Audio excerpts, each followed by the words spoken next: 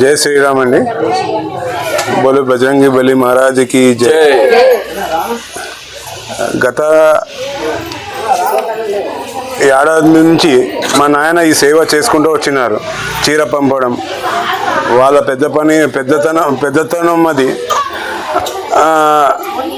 పరంపరంగా అట్లే ఇవ్వాలని మేము కూడా కోరుకుంటున్నాం. చీరలు ఇట్లా అన్ని సేవాదానంలో మా నాన్నగారు ఎప్పుడు ముందు వెంకల పోరనమాట. వాళ్ళు ఎప్పుడు ముందునే ఉంటారు. మాకైతే ఇది కొత్తగా, మేము ఎప్పుడు రాజకీయంలో లేదు, దీనిలో లేదు.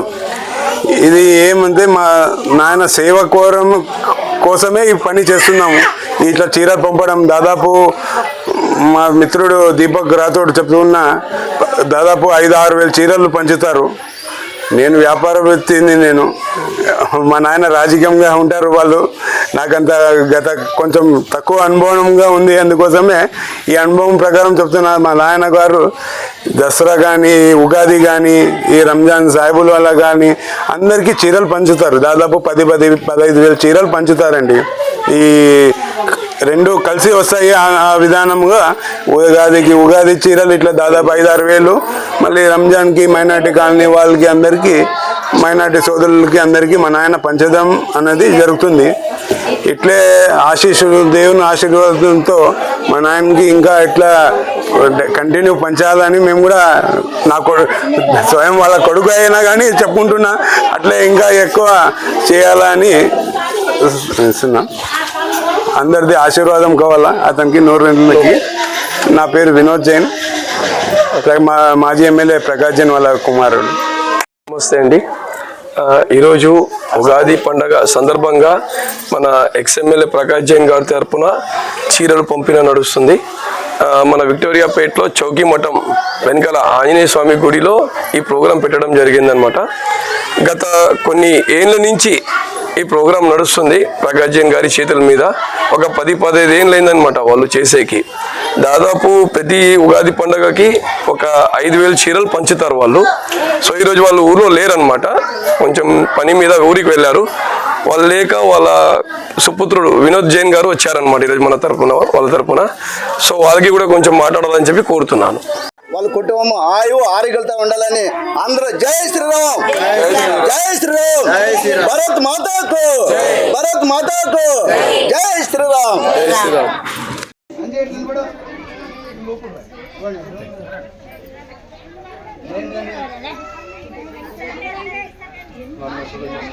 తీసుకున్నా రావద్దండి, అదే కదా మీకు ఆశ తీసుకున్నా కదా లోకంతో.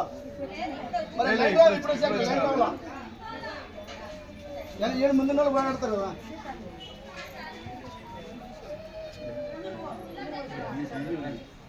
చీటీ అవ్వలే సరే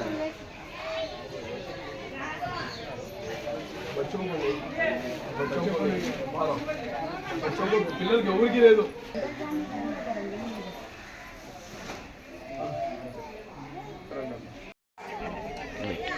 ఓకే మరి కంటిన్యూ.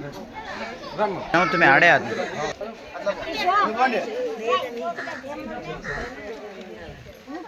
అందరి కోసం ఏం తన్నడదండి.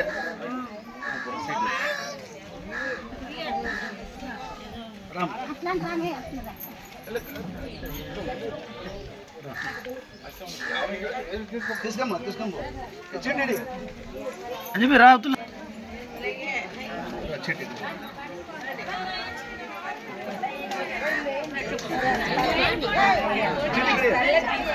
ఇక్కడ రావాలి మీరు. ఎవరమ్మా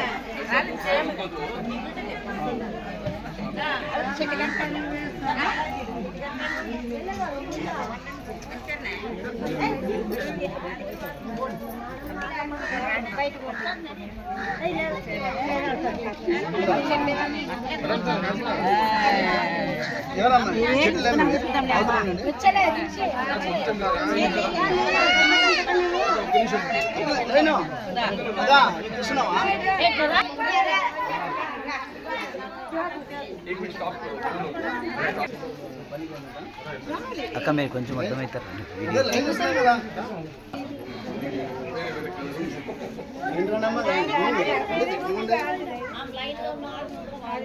ఇట్లా ఎవరు రావద్దండి ఇట్లా రండి ఇక్కడ.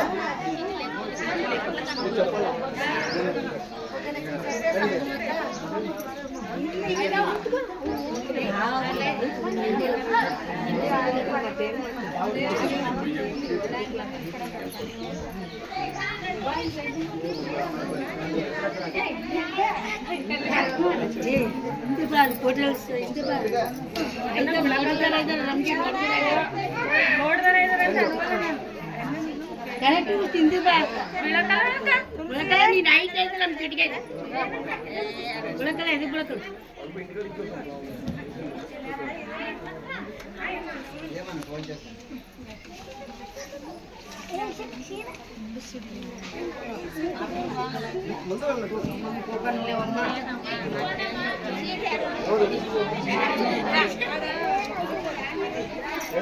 ఎరుగురాదు వాళ్ళు తెచ్చుకోవాలా రే బాబు అక్కడ వెళ్ళిపోయినా మా ఆడు అంత చిట్లేనోలే ఇక్కడ రాగే